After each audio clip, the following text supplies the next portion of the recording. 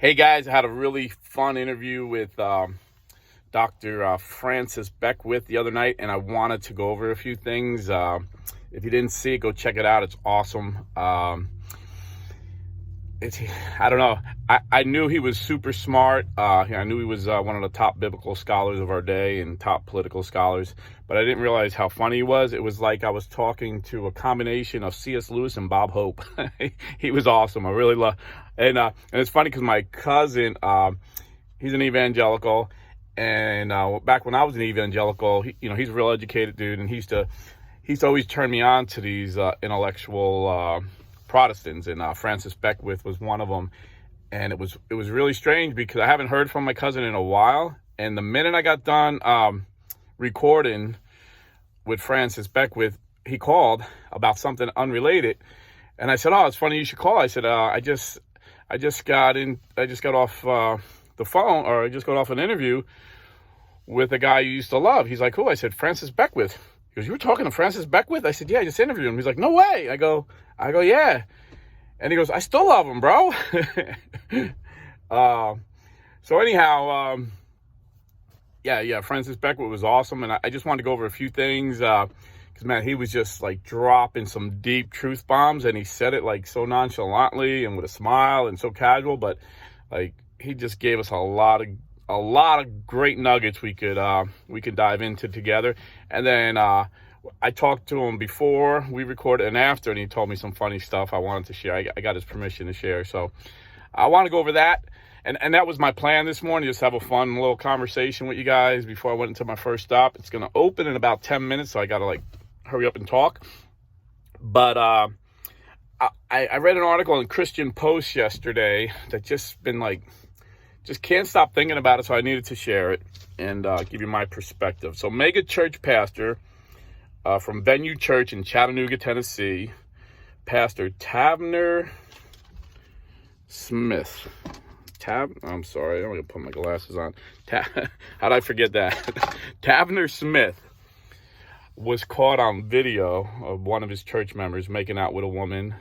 It appears to be a restaurant. I seen the video. It's up on Christian Post. Making out with a woman other than his wife. So, I'm going to get a lot of, you always get, when I talked about Greg Locke cheating on his wife, I got a bunch of his sycophants that drank his Kool-Aid defending him. And before I get into this story, because it's more than just making out with one woman, this guy apparently is a serial womanizer. Before I get into that, I just want to address his sycophants that are going to comment and say, take the log out of your own eye, and oh, you guys should talk. Oh, you just seems like you enjoy talking about other Christians. So no, I don't enjoy it. When I was talking to Dr. Beckwith the other day, I remembered how much I love my evangelical brothers and how much they taught me and how thankful I am for the good pastors I had. I had godly pastors that would never be caught on camera doing something like this. I was going to start this off by being a little sarcastic and say, Pastor Tavner Smith got caught in an affair on camera. So he came out, confessed his sins before the church, and resigned because he knew he didn't meet the biblical requirements. And I was going to say, this is not what these wolves in sheep clothing do. Instead, this guy clearly gets caught, and just posts on Instagram, "I need to take some time off to fill up with God and come back rested." Probably take a month off with, like who could do that? Like if I'm having problems with my wife, I'm just going to call my boss and say, "Hey, I can take a month off to fill up with God and come back rested." These guys think they're kings. These guys think they don't realize they're servants, So there's a lot I want to get into there. Number one, yes, we're all sinners, and we all fall short of the glory of God. But if you're a Bible-believing Christian, like this church claims to be, there are clear biblical instructions, clear biblical requirements for a pastor. And it's clear, you commit adultery, you cannot be a pastor anymore. God can forgive you. God will forgive you. We all need the mercy of God. We're all sinners. We're all capable of such sin.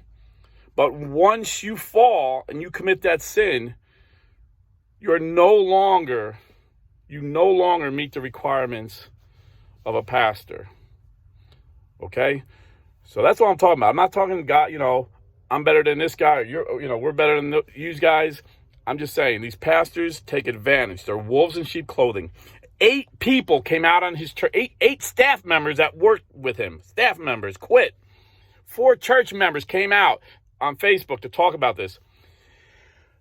They claim they eyewitnessed, besides what they got on video, several women in the congregation having a alone time with the pastor, locking the door.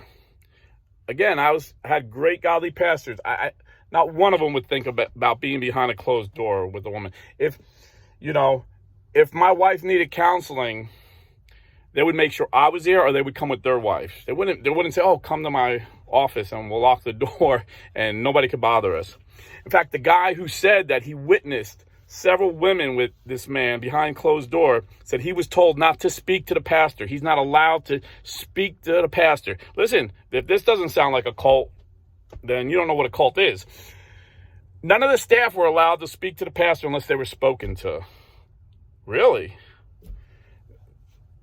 So, if he walks like a duck and quacks like a duck, it's a duck, And this guy's created a cult. And one of the staff members who quit said, I went there to try and help build his ministry, thinking I was helping build the kingdom of God. And I realized it was the equivalent of helping the Iranians build a nuclear missile. This church has grown. This pastor is living like a rock star. He's using tons of money for personal use, and there's no accountability because there's no elders. This is what I found out too. Any Protestant church I was a member of, whether it be Assemblies of God, Baptist, non-denominational, Christian Missionary Alliance, I've been a part of all these. There are always elders, and the pastor was accountable to the elders. He said there's no elders for him to be accountable for. That's why, this is why Protestantism is in such chaos. Now, so I had good churches with good pastors when I was a Protestant, and they had elders to hold them accountable. But if that pastor did something wrong, none of them did, like I said, I had great pastors I'm very thankful for. But just say I stumbled upon a church where the guy was, using people's money to buy Lamborghinis and date other women besides his wife. If we caught him and fired him, if the elders held him accountable, he could go start another church, or he can go to another church and start new. And this is what these guys do. Or they stay where they're at, like Greg Locke, he has sycophants that stayed with him, and I'm sure this guy's going to have sycophants that stay with him. And it's funny, when I was researching this guy, his mentor, he mentions his mentor, Ron Carpenter. And I was actually going to do a video the other night about Ron Carpenter, but I held it off because things, I'm a working guy. I work and, I'm running and gunning. I get home and there's things I got to do. And this was a video I had to do at night because it was going to take a minute. So I'm going to try and do the Ron Carpenter video over the weekend. But, how do you say the apple don't fall from the tree? The apple doesn't fall far from the tree. But we'll get into that over the weekend. But Tabner Smith, this guy is evil from, people closest to him, and the Bible, and this is why it's dangerous, why Protestantism is dangerous. And again, I'm not telling you this because I'm bashing Protestants.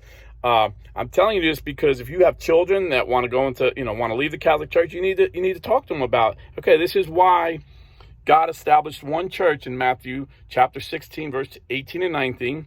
And the Catholic Church is the only church that can trace her history. This is historical, whether you're a secular historian, Protestant, or Catholic. They all admit, yes, the Catholic Church was the church Jesus Christ established. The argument was, did they change? And we can argue. I've argued that in many videos, and do the research yourself. It hasn't. So, within Protestantism, this is the main problem. This is a big problem. Jesus said, if one of you sins, if you see a brother sin, you go and tell him about his sin. If he don't listen to you, bring a witness. If you don't listen to both of you, then bring them before the church. Well, number one, there's 8 witnesses on staff, plus the 4 church members, 12 witnesses, but they can't bring them before the church because they have no authority. They have no elders even. But even if they did have elders in that church, like I said, the pastor could just go to another church. And you say, well, you should talk. Look about everything that happened in the Catholic Church.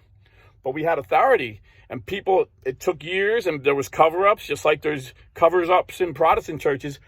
But eventually, people started paying for their sins. People started being held accountable.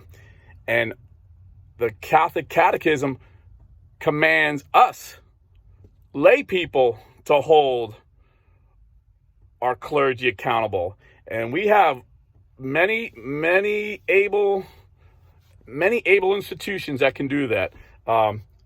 Church Militant, my friend Michael Voris and those guys over there, they hold people accountable. And, God took a 4-time Emmy-winning anchorman, developed this huge media network, and he's exposing the bad clergy. So, I'm not saying we ain't got no problems, but we deal with it. And we have an authority structure. And sometimes we disagree with our authority, but we have it. We have the church Jesus established.